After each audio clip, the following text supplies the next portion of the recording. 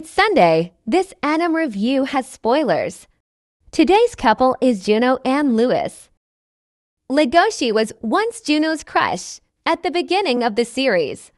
She would try to talk to him often and thank him for helping her, but would feel disappointed as Legoshi treated her the same way he would treat anyone else. She eventually moved on and the two became friends.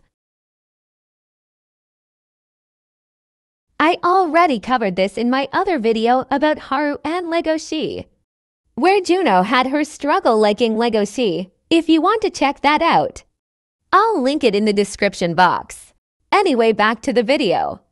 The story between Lewis and Juno will take sections from both the anime and manga, but mostly the manga. Juno did struggle with liking Legoshi. She did not like Haru at first due to Legoshi being in love with her. Once she has given up her crush for Legoshi, she began seeing Haru as a friend. She stopped feeling jealous after her feelings for Legoshi faded away.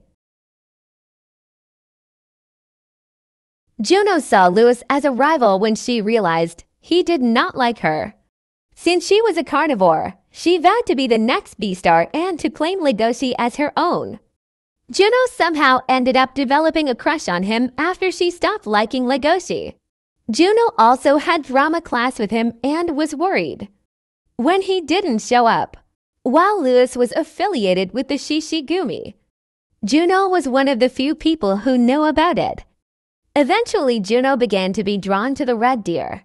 Lewis invaded the Shishigumi mansion, where after assassinating the chief lion, he was at the mercy of the other Shishigumi members.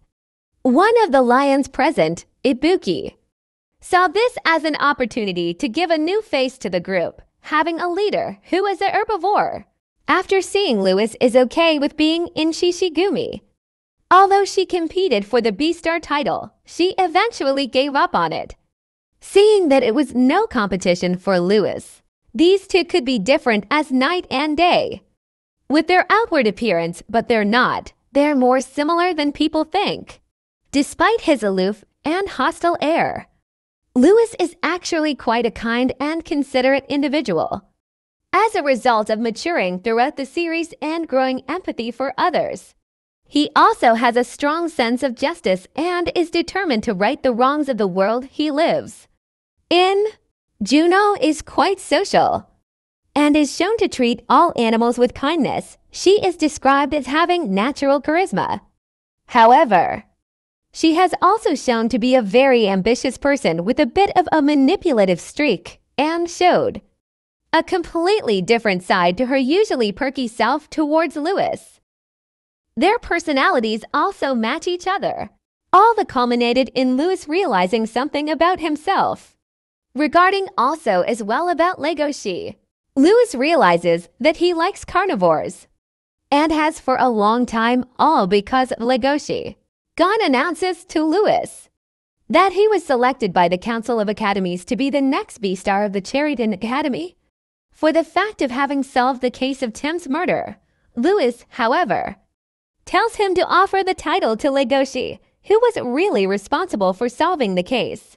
Gon tells him that although it is true, he cannot be the one to obtain the title due to Legoshi's abandonment of the academy, and because society itself will not understand the actions that he took to eat Lewis's leg. Lewis accepts only if he is presented as an honor student and not as the candidate for the Sublime Beastar. After finishing the farewell ceremony for the graduates, Lewis goes to the auditorium where Tim died to tell him that now he can rest in peace. At that moment, Juno appears to personally congratulate Lewis on their graduation.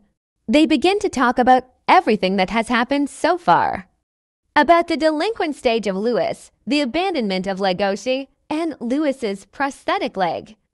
Juno begins to think that when both are together, they show their true being, that which they cannot show to others. When they mediate words, Juno kisses Lewis and asks him to forget what happened. Lewis tells him that he is aware of how emotional and strong wolves are, and he does not want her to end up the same as Legoshi, who is struggling to find his way.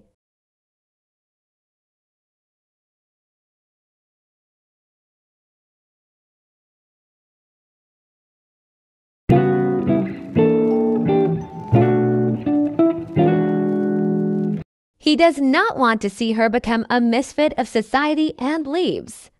However, the feelings are stronger. He asks himself if what he feels is the so-called romance among species. He excuses himself, saying that it is fear for having felt Juno's canines. While in college some time later, Lewis finds out the Shishigumi is having some trouble with their new boss, Melon. Melon only allows the members to have meat twice a month and to only eat melons, feeling a lot of concern the last few days. Lewis doesn't know what to do to help the Shishigumi, if he should call Legoshi for help, or stay away from the black market like he is supposed to. He is interrupted by Juno, who squashes a fly with her hand. Lewis praises Juno's kinetic vision and is ashamed to say that she is scared of bugs. Although Lewis tells her not to be ashamed of her hunting instincts just because she is a female, Lewis reveals that now he and Juno are close enough to get together and have tea together once or twice a month ever since graduation day. They have not talked about the time they kissed, and he only sees her so she can tell him what's going on at Cherryton Academy while trying to keep his composure. Juno asks him why he never refuses to have tea with her, and Lewis simply replies that he is just humoring her youthful passion. Juno is angered by his attitude, and Lewis points out that she is 17 years old, an age when animals like to try new things. She wants to talk to an older male and communicate with an herbivore, and he happens to be both, which is efficient for her. Juno highlights how mean he always is, to later lament about how cynical, argumentative, and scrawny he is. She wonders how, despite not being her type, she ended up falling in love with him. Lewis is shocked, wondering if Juno doesn't have an inner voice, being someone who can let go of anything he says or does to her. And in some ways she is more frightening than the Shishigumi and Legoshi. He wonders if Juno is one of those females whose strength adds to their charm and gets them at the top of the pyramid of life. Feeling frustrated by how inferior Juno makes him feel, Lewis responds to Juno that she is not his type either. Her canine tendency to talk to him without restraint and her dizzying array of expressions makes him believe that he could watch her forever. Lewis reacts and insists on leaving the place, observing the crushed straw that Juno used. At the bus stop, Juno asks Lewis if he has plans for later, and Lewis decides to tell her the truth to push her away. She tells her he has dinner with his fiancée, puzzling Juno. Lewis reminds her that he is the heir to the Horns conglomerate, and from a young age he has had a fiancée. He reveals that he hasn't been dating Juno for any special reason. Before Lewis's revelation, Juno points out how he told her that she shouldn't be ashamed of her hunting instincts just because she is a female, and states that if he runs away from her, then she will run after him.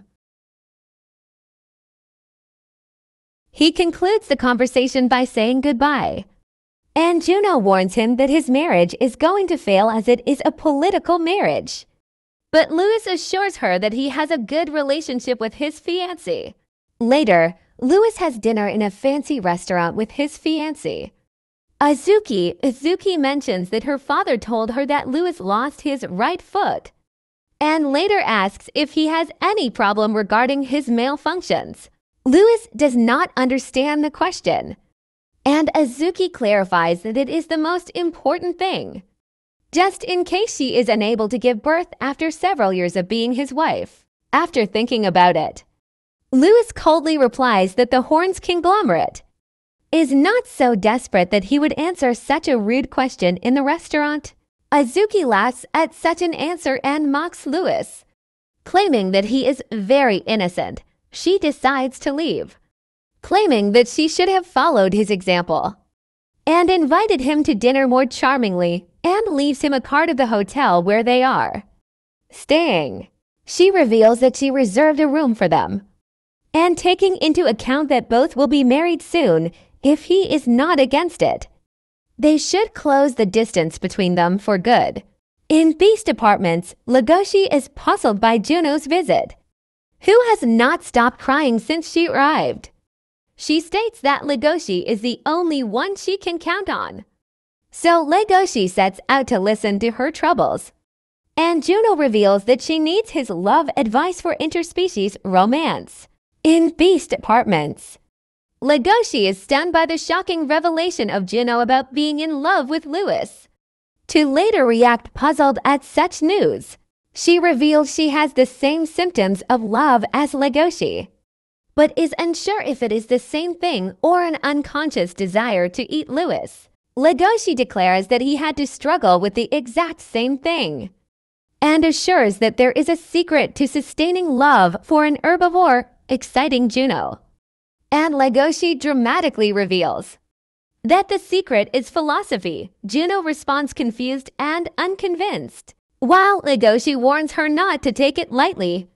He recounts that whenever he worries that he might eat Haru, or think that he should give up on having a relationship with her, his body tends to be in terrible condition, so what he does is eat what is good for his body, exercise, and sleep.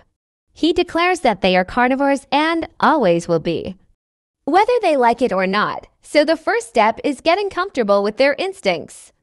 Legoshi intuits that Juno's increase in appetite might be a symptom of her love sickness, but if they were to make any kind of mistake, that would be the end of everything.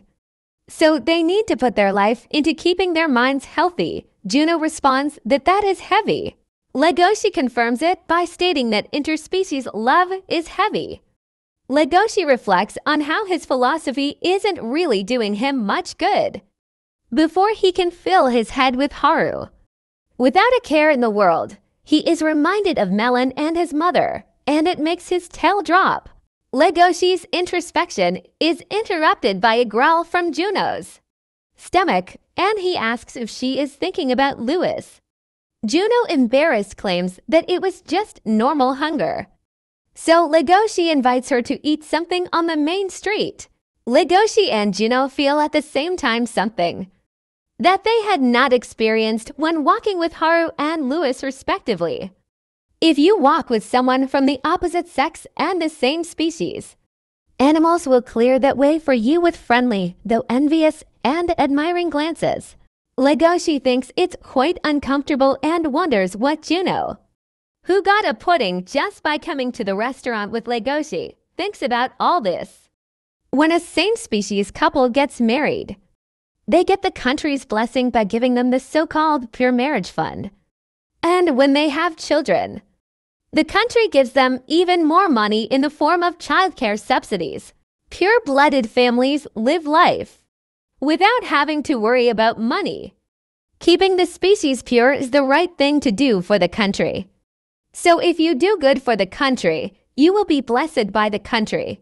Juno gets frustrated by realizing that she can get everything she wants in life by just having a pure-blooded marriage, while Legoshi becomes frustrated by realizing how well-off Haru's family was.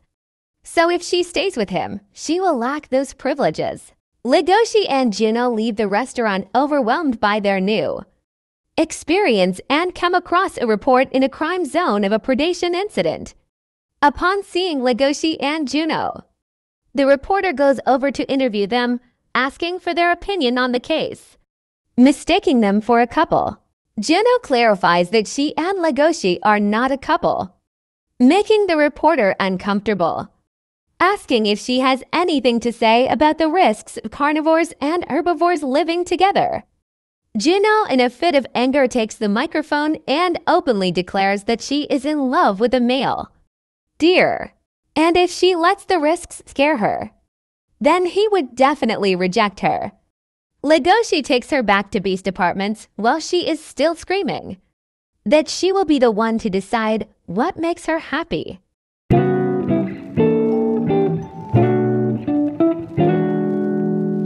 In Beast Apartments, Juno apologizes to Legoshi for making such a scene, and when he sees how late it is, he proposes to Juno to sleep in his apartment while he sleeps in his friend's room. Juno thanks him and Legoshi thanks her in return. Juno declares that she loves this world, although she can't say that with a smile like she always has. But if she can say that she loves this world with a skull and mean it just as strongly, then that is enough for her. After some time, Lewis wonders if perhaps his fate is to be prey to every living animals on the planet. Remembering the night he had with his fiancée, Azuki, he remembers that a few days ago he slept with his fiancée for the first time and wondered if perhaps a marriage for political reasons is the right way for him, in addition to wondering if he should abandon the Shishigumi.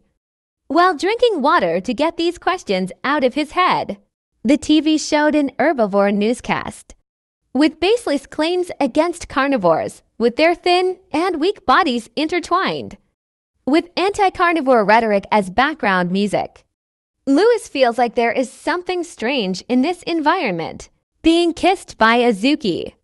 Lewis can only think how he kisses differently than Juno does, and how nothing in Azuki's mouth resembles Juno's rough canine teeth. After this, Lewis decides not to compare Azuki to Juno and focus on what is in front of him, Azuki, dedicating all his concentration to having sex with Azuki.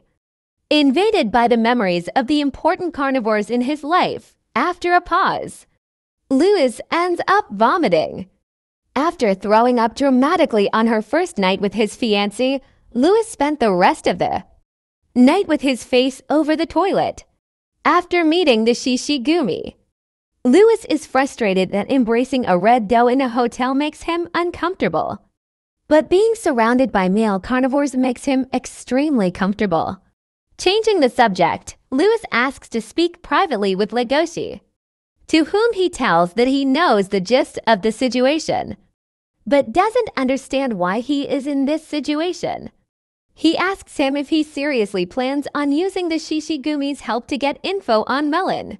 Lewis declares that the relationship between carnivores and herbivores is very difficult to manage and leaves. Lewis is having dinner with his father. He tells him that last night he had a dream about his time as an actor in the drama club and perfectly remembers the dialogues of his character Adler. Agma, a little resentful for not having seen him shine in his presentations, says that without a doubt he will be present when Lewis marries, although he has been told he does not do very well with females. Lewis remembers the incident with Azuki, and he tries to change the subject, but his father insists on continuing that conversation. He tells him that he bought him for a commercial purpose, so that after his death Lewis would take the power of the conglomerate and maintain power in the family. Agma tells him that the butler told him that lately he's been looking at his phone more than usual, and if he is seeing other women, he won't criticize Lewis for it.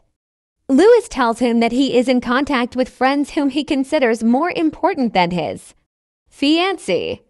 However, Lewis could not continue seeing Juno anymore. Due to his arranged engagement to Azuki, she promises not to forget him, and the two part ways.